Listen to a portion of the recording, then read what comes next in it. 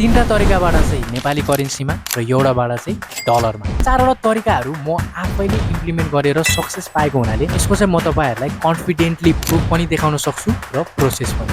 यो भिडियो बनाउनुको मेन उद्देश्य भनेको मैले घरमै बसेर 3-4वटा तरिकाहरूबाट पैसा कमाइरहेको छु भनेर फ्लेक्स हान्न होइन। यसको मेन उद्देश्य भनेको चाहिँ जो मान्छेहरू चाहिँ काम गर्न चाहन्छन् उहाँहरूको लागि अपर्च्युनिटिजहरू के छन् र त्यो कसरी गर्ने भनेर चाहिँ गाइड गर्ने हो। Let's begin our video. Imagine गर्नुस् एकचोटि बनाएको प्रोडक्ट फेरि मल्टिपल मान्छेहरूले किनिराख्नु भएको छ। No delivery tension, no stock tension, no office, no staff. यो हो डिजिटल प्रोडक्ट बिजनेस। सुरुमा म पनि कन्फ्युज थिएँ, डिजिटल प्रोडक्ट भनेको एक्ज्याक्टली के हो? मलाई लाग्थ्यो सफ्टवेयर कम्पनी लेभलको कुनै कुरा होला। तर पछि रियलाइज गरेँ इभन सिम्पल पिडिएफ, टेम्प्लेट र एआई प्रम्प्ट्सहरू यो सबै डिजिटल प्रोडक्ट हो। र अनेस्टली भन्नुपर्दा नेपालमा यो फिल्ड अझै अन्डररेटेड छ। जो मान्छेले चाहिँ सुरुमा यसमा काम गर्छ त्यो मान्छेले चाहिँ भक्कु पैसा कमाउनेवाला छ। डिजिटल प्रोडक्ट भनेको बेसिकली इन्टरनेटबाट डेलिभरी हुने प्रोडक्ट हो। कस्टमरले पेमेन्ट गर्नुहुन्छ र इन्स्ट्यान्टली फाइल रिसिभ गर्नुहुन्छ। यसको इक्जाम्पल भनेको तपाईँहरूले क्यापकटको टेम्प्लेट, अनलाइन कोर्सेस र क्यानभा डिजाइनहरू भन्न सक्नुहुन्छ। यो चाहिँ म तपाईँहरूलाई सिम्पल भाषामा बुझाइदिन्छु। तपाईँहरूले कुनै न कुनै फोटो एडिटिङ एप अथवा भिडियो एडिटिङ एप त युज गर्नु नै हुन्छ। त्यसमा तपाईँहरूले टेम्प्लेटको अप्सन पाउनुहुन्छ। टेम्प्लेट भनेको त्यो जसरी नै आफ्नो प्रोजेक्ट पनि डिजाइन गर्ने हो। त्यो टेम्प्लेटहरू चाहिँ त्यहाँनिर मान्छेहरूले बनाएर अपलोड गरेको हुन्छन् र त्यो टेम्प्लेट हामीले युज गर्दा जो मान्छेले चाहिँ त्यो टेम्प्लेट अपलोड गरेको छ त्यो मान्छेले चाहिँ सर्टेन कमिसन पाउँछ।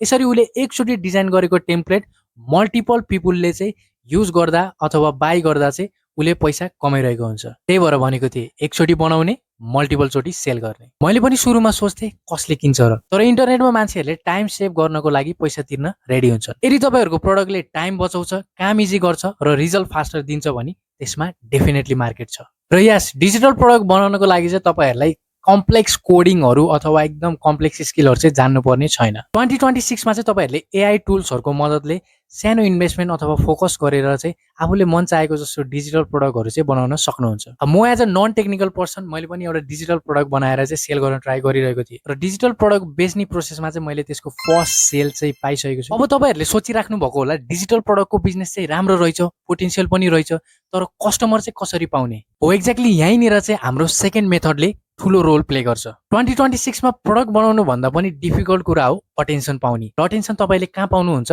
सोशल मिडियामा। इन्डियाको एउटा युट्युबर छ राज समानी, ऊ चाहिँ अहिले इन्डियाको वान अफ द बेस्ट अथवा टप पोडकास्टर भने पनि हुन्छ। उसले चाहिँ के भनेको थियो भने म एउटा बिजनेसम्यान हो, तर मलाई आफ्नो बिजनेस स्केल गर्नको लागि एउटा अडियन्स चाहियो, एउटा नेटवर्क चाहियो, मेरो बिजनेसको लागि चाहिँ मलाई अटेन्सन चाहियो। त्यो अटेन्सन चाहिँ मैले कहाँ पाउँदो रहेछु भनेर खोज्दा मैले थाहा पाएँ सोशल मिडिया प्लेटफर्महरूमा। सो त्यही भएर चाहिँ मैले आफ्नो कन्टेन्ट क्रिएसन जर्नी चाहिँ स्टार्ट गरेको थिएँ। एज अ पोडकास्टर आफ्नो कन्टेन्ट बनाउने जर्नी चाहिँ सुरु गरेको थिएँ। ऊ अहिले एउटा ग्लोबल आइकन छ, उसको बिजनेसहरू पनि एकदमै स्केल अप भइसकेको छ, ऊ एकदम बिजनेसमा एकदमै अगाडि बढिसकेको छ होइन। यस्ता इक्जाम्पलहरू एकदम धेरै छन्। अहिले त झन् टप बिजनेसम्यानहरू अथवा एन्टरप्रेनरहरू सबैजनाहरू चाहिँ कन्टेन्ट क्रिएसन सुरु गरेर नै अगाडि बढिरहेको छन्। कन्टेन्ट क्रिएसनको फाइदा चाहिँ एकदमै धेरै छ, मैले भनिराख्नु पर्दैन। यदि तपाईँहरूले कन्टेन्ट क्रिएसन स्टार्ट गर्नुभयो भने चाहिँ त्यही प्लेटफर्मको मोनिटाइजेसन थ्रुबाट पनि पैसा कमाउन सक्नुहुन्छ।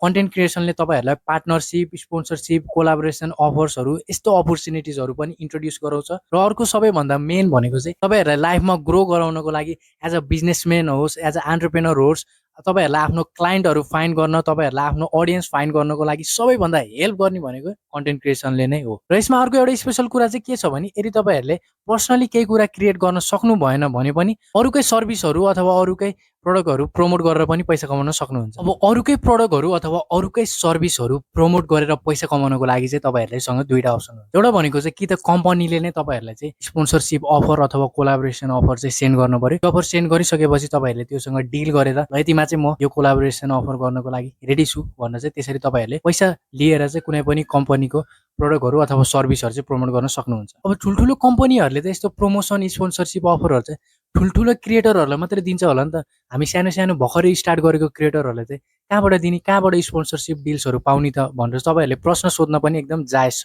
अब यो केसमा चाहिँ तपाईँहरू ढुक्क हुनुहोस्, सानो क्रिएटरलाई पनि तपाईँहरूको एउटा दुईटा भिडियोजहरूमा चाहिँ एकदम राम्रो रेस्पोन्स छ, एकदम स्पेसिफिक निजको अडियन्सहरू छ भने चाहिँ तपाईँहरूलाई एज अ सानो क्रिएटर पनि स्पोन्सरसिपको डिल्सहरू अफरहरू चाहिँ आउन सक्ने चान्स हुन्छ। अनफर्चुनेटली यस्तो कुरा भइहालेन भने पनि तपाईँहरूले चाहिँ अर्को एउटा तरिकाबाट पनि मार्केटिङ गरेर पैसा कमाउन सक्नुहुन्छ, जुनलाई हामीले भनिन्छ एफिलिएट मार्केटिङ। यो चाहिँ हामीले कसरी गर्न सकिन्छ भन्ने कुरा गर्नुभन्दा अगाडि चाहिँ यो तीनवटा मेथड भनेको चाहिँ as a beginner friendly beginning फेजमा चाहिँ मान्छेहरूले कसरी पैसा कमाउने होइन, आफूलाई इन्भेस्ट गर्नको लागि, आफ्नो स्ट्यान्डर्ड रेज गर्नको लागि कसरी पैसा कमाउने भन्ने यो 3टा मेथडहरूमा काम गर्छ। हाम्रो चौथो एन्ड द फाइनल मेथड भनेको चाहिँ एकदमै इम्पोर्टेन्ट मेथड, किनभने यो मेथडमा पनि दुईटा एउटा यस्तो अपर्च्युनिटीहरू छ। एउटा अपर्च्युनिटिजहरू भनेको चाहिँ मोस्ट अफ द बिगिनरहरूले चाहिँ मिस गरिराख्नु भएको छ, जुन चाहिँ तपाईँहरूले आफ्नो हकमा पाउने कुरा हो, त्यो हकलाई पनि युटिलाइज नगरिकन बसिरहेको पनि हुन सक्नुहुन्छ होइन। त्यही भएर भिडियोलाई यहाँसम्म हेर्नुभयो। अब लास्टको सबैभन्दा मेन, आफ्नो हकमा पाउने कुराहरू पनि छुट्याइराख्नु भएछ कि भनेर हेर्न पनि। र अर्को भनेको चाहिँ तपाईँहरूको जेनरेसनल वेल्थ, मेक मनी मात्रै पनि होइन कि वेल्थ नै जेनेरेट गर्ने एउटा आइडिया पनि छ। त्यो आइडिया म तपाईँहरूलाई लास्टमा सेयर गर्छु। त्योभन्दा पहिला चाहिँ अब हामी एफिलिएट मार्केटिङको बारेमा कुरा गर्दैछौँ। एफिलिएट मार्केटिङ भनेको चाहिँ एउटा कमिसन बेस्ड क्याम्पेन हो। यसमा चाहिँ के हुन्छ भने कुनै पनि एउटा ह्युज कम्पनी अथवा ह्युज सेलरले चाहिँ आफ्नो प्रडक्टहरू चाहिँ अझै प्रमोट होस्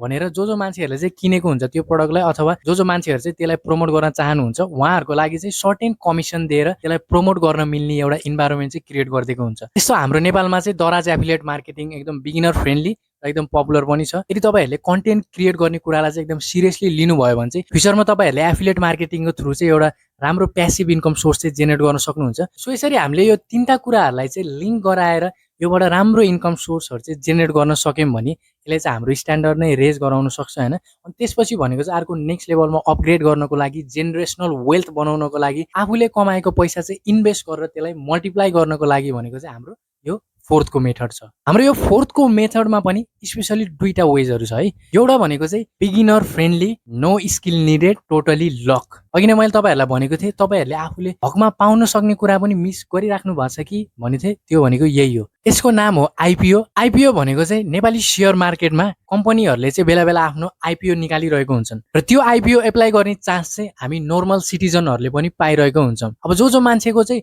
आइपिओ एप्लाई गर्ने इन्ट्रेस्ट छ र त्यो अनुसार चाहिँ 2-3टा क्राइटेरियाजहरू छ, जस्तै डिम्याट एकाउन्ट, मेरो सेयर एकाउन्ट, यस्तो कुराहरू छ भने चाहिँ उहाँहरूले एप्लाई गर्न सक्नुहुन्छ। हामीले यसमा मिनिमम इन्भेस्ट गर्ने भनेको 1000 रुपियाँ हो। यसरी 1000 रुपियाँ इन्भेस्ट गर्दा चाहिँ हाम्रो 5000 10,000 सम्म पनि हुन सक्ने चान्स चाहिँ एकदम हाई हुन्छ। त्यही भएर यो अपर्च्युनिटी चाहिँ तपाईँहरूले मिस गरिराख्नु भएको छ कि छैन, यो कुरालाई चाहिँ एकदम ध्यान दिनुहोस् होइन। यो अपर्च्युनिटी चाहिँ अहिले मार्केटमा एक्जिस्टेन्ट नै छ, एकदम पपुलर नै छ। आइपिओबाट मैले पनि पैसा कमाइरहेको छु। एउटा आइपिओबाट म्याक्सिमम प्रफिट भनेको मैले 18,000 बनाएको छु। अहिले पनि 8-10 हजार यस्ता प्रफिटहरू चाहिँ आइपिओबाट मजाले हुन्छ, तर पर्न चाहिँ पर्यो है। अर्को अपर्च्युनिटी मैले जुन कुरा गरिरहेको थिएँ त्यो भनेको चाहिँ सेयर मार्केट। सेयर मार्केट भनेको चाहिँ एकदम हाई पोटेन्सियल भएको जेनरेसनल वेल्थ क्रिएट गर्नको लागि एकदम राम्रो अपर्च्युनिटी हो। यसरी तपाईँहरूले मल्टिपल इन्कम सोर्सेसहरूबाट पैसा कमाउनु भयो, तर तपाईँलाई अझै धनी हुनु छ भने चाहिँ त्यही पैसालाई पनि काम लगाउन सक्नुपर्छ। र आफूले कमाएको पैसालाई काम लगाउन अथवा इन्भेस्ट गर्न नेपालमा एकदमै पपुलर र हाई रिटर्न दिने प्लेटफर्म भनेको चाहिँ सेयर मार्केट हो। अब यस अभियसली पनि सेयर मार्केट भनेको रिस्की कुरा पनि हो, यतिकै छिर्न चाहिँ हुँदैन। यसको लागि भनेको तपाईँहरूले सर्टेन टाइम दिएर स्किल डेभलप गरेर एउटा माइन्डसेट बनाएर त्यसरी चाहिँ यसमा छिर्नुपर्ने हुन्छ। तर जो मान्छे चाहिँ एकदम प्यासिनेट, एम्बिसियस हुनुहुन्छ, फ्युचरमा म यस्तो गर्नु छ, जेनरेसनल वेल्थ क्रिएट गर्नु छ भन्ने मान्छेहरूको लागि चाहिँ यो पनि एउटा राम्रो अपर्च्युनिटी हो। यो तरिकाहरू भनेको म आफैले पनि इम्प्लिमेन्ट गरिसकेको र यसमा सक्सेस पाएर नै तपाईँहरूलाई यसरी कन्फिडेन्टली सेयर गर्न सकिरहेको छु। यो 4वटा अपर्च्युनिटिजहरू मध्ये तपाईँलाई चाहिँ कुनमा इन्ट्रेस्ट लाग्यो, कुन राम्रो लाग्यो कमेन्ट गर्न नबिर्सिनुहोस् होला। र यदि तपाईँहरूलाई मैले यहाँ मेन्सन गरेको यो टपिकहरूलाई डिटेलमा जान्न मन छ भने यसको लागि चाहिँ हामीले एउटा इबुक लन्च गरेको छौँ। इबुकको लिङ्क चाहिँ डिस्क्रिप्सनमा हुनेवाला छ।